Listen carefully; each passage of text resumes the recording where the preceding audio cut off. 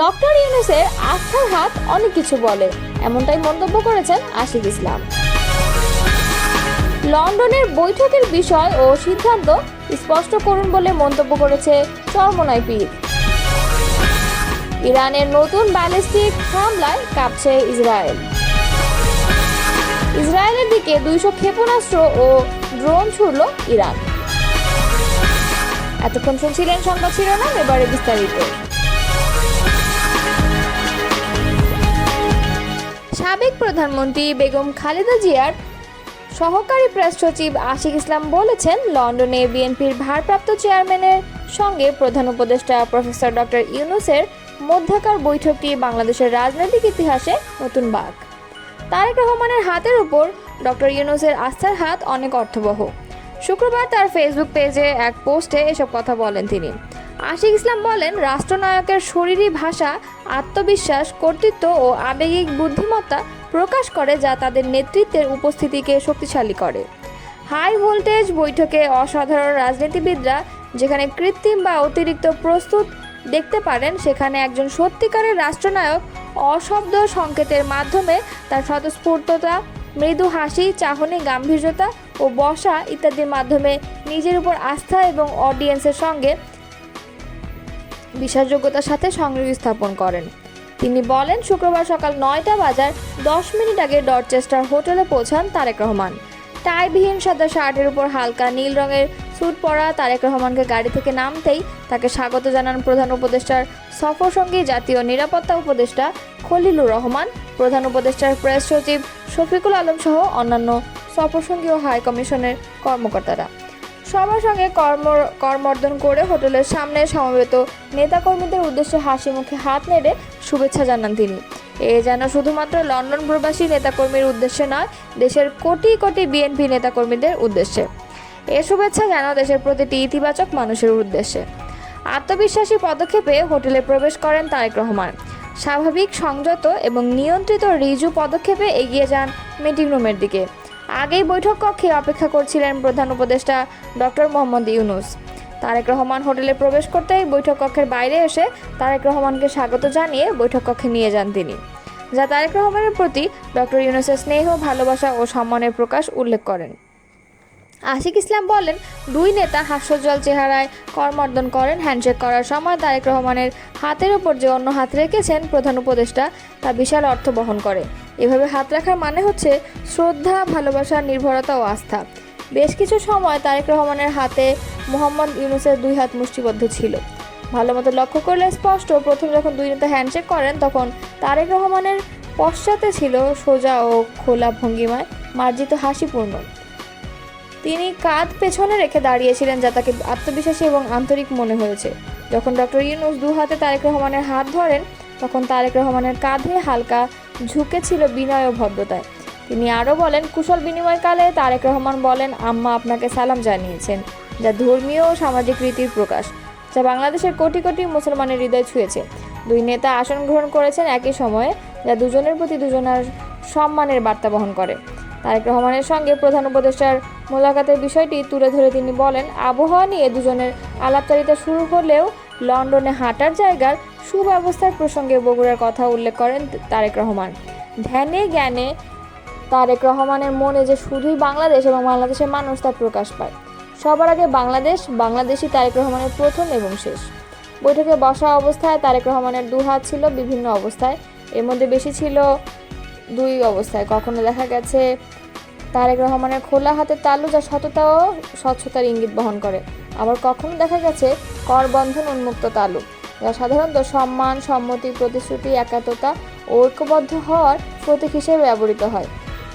দুজনের মধ্যে সৌহার্দ্যপূর্ণ আলাপচারিতার বিষয়ে আশিক ইসলাম বলেন, কথা বলার সময় তারেক রহমানের মুখের অভিব্যক্তি ছিল শান্ত, সংযত এবং মার্জিত, উষ্ণ হাসিপূর্ণ, কিন্তু অতিরিক্ত নয়। ডক্টর ইউনূসের কথা শোনার ক্ষেত্রে তারেক রহমানের সক্রিয় শ্রবণের অভিব্যক্তি প্রকাশ পেয়েছে। তারেক রহমানের মাথা হালকাভাবে বামে ছিল, যা ডক্টর ইউনূসের কথা মনোযোগ সহ শোনা ও সম্মানের প্রকাশ। টানা তৃতীয় দিনের মতো ইসরায়েলের বিভিন্ন শহরে নতুন করে ব্যালিস্টিক ক্ষেপণাস্ত্র হামলা চালিয়েছে ইরান। রোববার স্থানীয় সময় সন্ধ্যার দিকে ইসরায়েলি ভূখণ্ডে ইরানের ক্ষেপণাস্ত্র হামলার তথ্য নিশ্চিত করেছে ইসরায়েলি প্রতিরক্ষা বাহিনী। ইরানি হামলার হালনাগাদ তথ্যে ইসরায়েল বলেছে, গত 1 ঘন্টা ইসরায়েল লক্ষ্য করে বেশ কয়েকটি ক্ষেপণাস্ত্র নিক্ষেপ করেছে ইরান। তবে এসব ক্ষেপণাস্ত্রের বেশিরভাগই ভূপতিত করার দাবি জানিয়েছে ইসরায়েলের সেনাবাহিনী। ইসরায়েলি সেনাবাহিনীর বিবৃতিতে বলা হয়েছে, আকাশ প্রতিরক্ষা ব্যবস্থার ব্যবহার করে ইরান থেকে ছোড়া ক্ষেপণাস্ত্রের বেশিরভাগই প্রতিহত করা হয়েছে। তবে এতে এখন পর্যন্ত কোনো হতাহতের খবর পাওয়া যায়নি।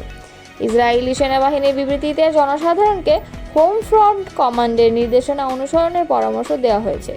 গত 3 দিন ধরে ইসরায়েল ও ইরানের মাঝে পাল্টা হামলা চলছে। শুক্রবার ইরানে ইসরায়েলের হামলার মাধ্যমে এই সংঘাত শুরু হয়। ইরানের রাষ্ট্রায়ত্ত টেলিভিশনের খবরে বলা হয়েছে, ইসরায়েলি ভূখণ্ড লক্ষ্য করে পাল্টা প্রতিশোধমূলক নতুন ক্ষেপণাস্ত্র হামলা শুরু করেছে ইরানের সামরিক বাহিনী। পরে ইসরায়েলের প্রতিরক্ষা বাহিনী দেশজুড়ে সাইরেন বাজিয়ে ইরানের ছোড়া ক্ষেপণাস্ত্রের বিষয়ে বাসিন্দাদের সতর্ক করে দেয়। প্রাথমিকভাবে ইসরায়েলের বাসিন্দাদের নিরাপদ আশ্রয়ে যাওয়ার পরামর্শ দেওয়া হয়, তবে কিছুক্ষণ পর ইসরায়েলিরা আশ্রয়স্থল থেকে বেরিয়ে যাওয়ার অনুমতি পান। ইসরায়েল সরকার এক বিবৃতিতে জানিয়েছে, ইরান এখন পর্যন্ত 200 ক্ষেপণাস্ত্র হামলা চালিয়েছে ইসরায়েলে। এসব হামলায় অন্তত 13 জন নিহত এবং 380 জন আহত হয়েছে, খবর CNN-এর। বিবৃতিতে বলা হয়েছে, নিহতদের মধ্যে শিশুরাও রয়েছে। এছাড়া আহতদের মধ্যে 9 জনের অবস্থা আশঙ্কাজনক। বিবৃতিতে আরও বলা হয়েছে, যুদ্ধ শুরু হওয়ার পর থেকে ইসরায়েলের দিকে প্রায় 200টি ক্ষেপণাস্ত্র ও ড্রোন ছোড়া হয়েছে। এর ফলে ইসরায়েলের 22টি এলাকা ক্ষতিগ্রস্ত। ইরান ও ইসরায়েলের মধ্যে চলমান সংঘাত গত 2 দিনে আরও তীব্র আকার ধারণ করেছে। ইরানি গণমাধ্যমের দাবি অনুযায়ী ইসরায়েলের বিমান হামলায় অন্তত 80 জন নিহত হয়েছেন, যাদের মধ্যে 20 জন শিশু রয়েছে। আহতের সংখ্যা 800 ছাড়িয়েছে। এরই প্রেক্ষিতে ইরান পাল্টা হামলা চালায় ইসরায়েলে। এদিকে রোববার বিকেলে ইসরায়েলে নতুন করে ক্ষেপণাস্ত্র হামলা শুরু করেছে ইরান।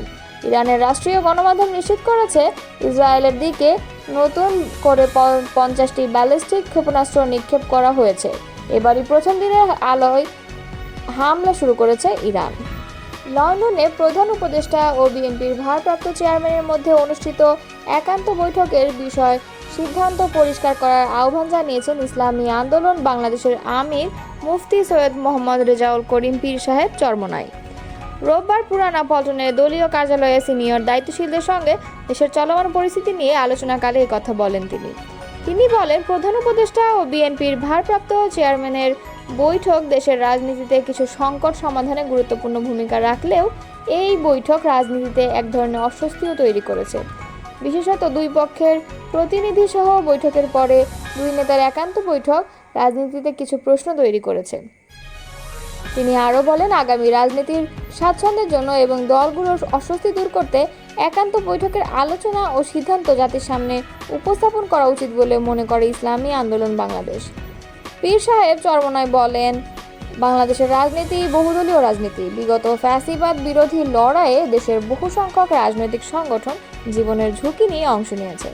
আগামীর বাংলাদেশ নির্মাণে সকলকে সমান গুরুত্ব ও মর্যাদা দেওয়া নৈতিক কর্তব্য। লন্ডন বৈঠকের চরিত্র রাজনৈতিক দলগুলোর মধ্যে অবমূল্যায়নের ধারণা জন্ম দিয়েছে। বিশেষ করে নির্বাচন আয়োজনের সময় নিয়ে রাজনৈতিক দলগুলোর নানা রকম দাবি থাকা সত্ত্বেও সব উপেক্ষা করে প্রধান উপদেষ্টা ঈদের আগের দিন জাতির উদ্দেশ্যে দেওয়া ভাষণে একটি সংক্ষিপ্ত সময়সীমা ঘোষণা করেছিলেন। জাতির উদ্দেশ্যে দেওয়া ভাষণে যে সময়সূচি নির্ধারণ করা হয়েছে তা একটি একান্ত বৈঠকের পরে পুনর্বিবেচনা করার যৌথ ঘোষণা দেওয়া রাজনীতিতে অস্বস্তি তৈরি করেছে। সুস্থ রাজনৈতিক সংস্কৃতি নির্মাণের স্বার্থেই এই অস্বস্তি দূর করা উচিত। ইসলামী আন্দোলন বাংলাদেশের আমির বলেন, নির্বাচনের আগে প্রয়োজনীয় মৌলিক সংস্কার ও পতিত ফ্যাসিবাদের বিচার নিশ্চিত করার দাবি পুনর্ব্যক্ত করছে ইসলামী আন্দোলন বাংলাদেশ। নির্বাচনের ডামাডোলে সংস্কার ও বিচার যাতে আড়াল না হয় সেদিকে সরকার ও সংশ্লিষ্ট সকলের দৃষ্টি আকর্ষণ করছি।